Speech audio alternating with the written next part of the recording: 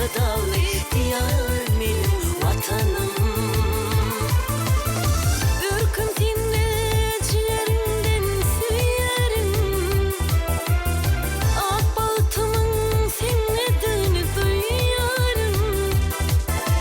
Kerimli toprağa başım koyarım, arka dağlı diyar benim vatanım. Şükran sana arka dağ, şükran sana mehriban,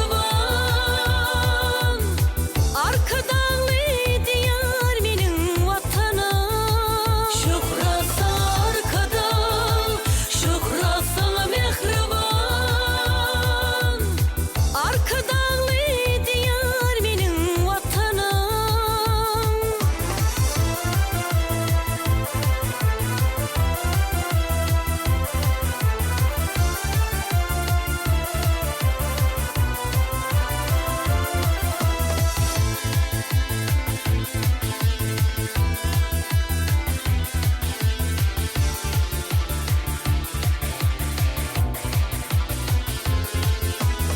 Paytaxtıma Mercin, şehir Aşgabat, var yeri mermerden diyar.